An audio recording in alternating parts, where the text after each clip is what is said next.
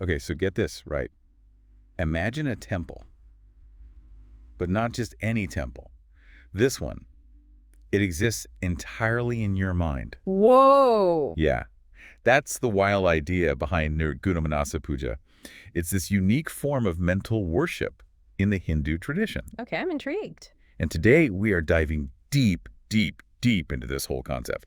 We've got some fascinating excerpts to unpack, one from a blog post by Sri Krishna Soras, and then we're going to look at the actual Nirguna Manasa Puja text, which we found on, of all places, a website called Stotra Nidhi. All right, so we're going straight to the source. I like Oh it. yeah, we're all about going deep on this deep dive, and trust me, this ancient practice really challenges, like head on, our whole idea of what worship can even be. You know, it really strikes me as remarkable is how it flips the script. I mean, usually when we think about worship, we think about physical actions, right? Yeah. Rituals, offerings, that kind of thing. Totally. But Nirguna Manasa Puja, that takes everything inward. It's like a totally different way of engaging with the divine.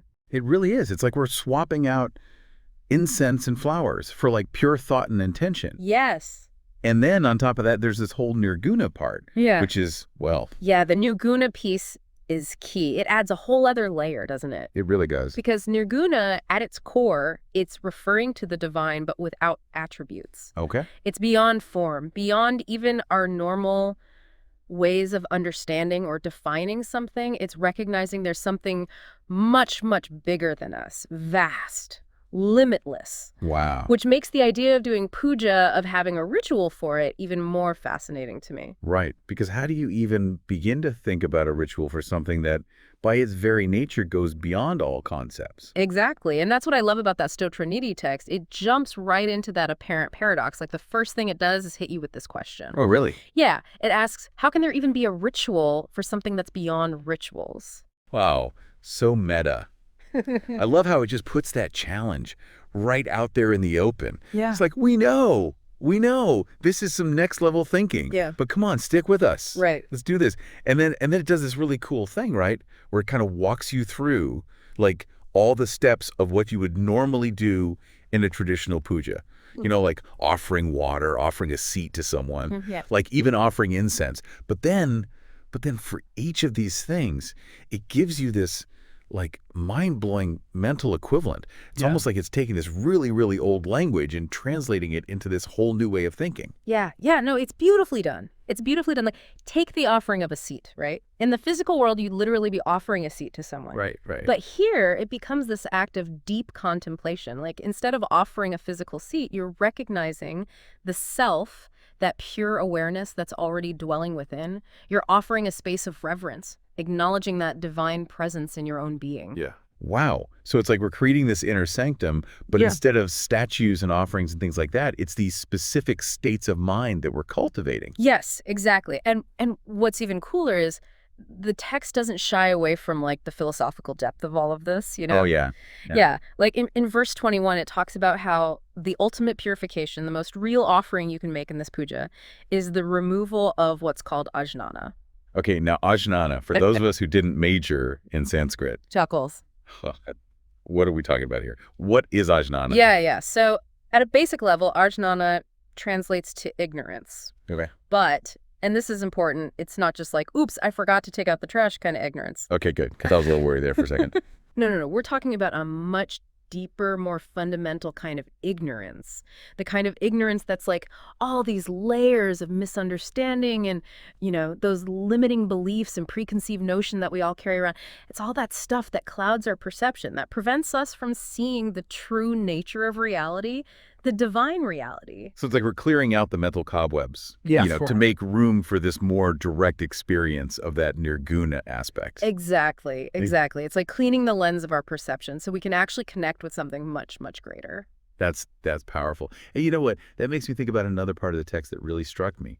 Verse 17, it says that the real offering, like the real deal in this whole puja, is the realization of the self, It's like this whole journey inward is as much about us understanding ourselves as it is about connecting with something beyond ourselves. Yes, absolutely. You've hit on a really crucial point because that's really at the heart of Nirguna Manasa Puja, isn't it? It's recognizing that by connecting with the divine within ourselves, we tap into something that's universal, something that transcends the boundaries of our individual egos and connects us to this much deeper reality. Wow.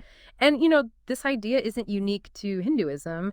Many spiritual traditions around the world place a strong emphasis on cultivating inner awareness, and they have these practices designed to help people connect with a larger reality. So even though we're zeroing in on this specific practice from the Hindu tradition, there's like this universal thread that runs through it that anyone from any background could connect with. 100%. And that's what I find so exciting about exploring these ancient practices. They give us new ways of looking at ourselves and the world around us. They challenge us to think differently. This is all so cool, but I got to be honest, I'm picturing this Nirguna Manasa Puja thing, right? And I'm like, okay, reading about ancient rituals is fun and all, but how does this actually fit into my life? Yeah. Like, I don't have a shrine set up in my living room. That's such a good question because that's actually the beauty of it. It's really relevant to our lives even today. It's not about like literally recreating some vertical temple or ritual. It's about cultivating this constant awareness, kind of like mindfulness, of that divine reality within us, around us, like all the time. So instead of physically going to a temple, it's like taking that mindset, that temple mindset everywhere you go. Yes, exactly. You got it. Weaving it into your everyday experience. And the Stotra Nidhi text even touches on this idea, like it's woven into life. Verse 33, it describes Nirguna Manasa Puja as a path to liberation. Liberation, huh? Yeah, and I don't mean like some far off, afterlife liberation. It's about liberation right here, right now, from suffering, from those thought patterns, those emotional patterns that keep us feeling stuck. So it's kind of like a mental workout then. Training your mind to shift perspective, see past the surface level of things, and through doing that, you're changing how you experience everything. Yes, I love that analogy because it is active, right? You're not just passively believing in something, you're cultivating a way of being, of seeing, of connecting. It's mental discipline, that ability to just step back from all the noise, all the chatter of our minds and tap into something bigger. It makes you think about those like deeper states of consciousness people talk about, like samadhi. It's even mentioned in the text, verse 31 talks about samadhi as that true state of the mind resting in the divine. What exactly is samadhi in this context? Yeah. So samadhi is often described as this really profound stillness, a clarity of mind, where your mind is transcending those usual ups and downs, and you experience this like oneness, like a unity. Yeah, it's like, when you climb a mountain and you reach that peak and you just get this expansive view, it's like that, but for your awareness.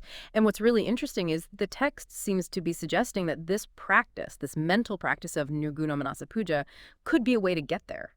So we're not just talking about feeling a little more peaceful or centered. We're talking about like unlocking whole new levels of awareness, of insight.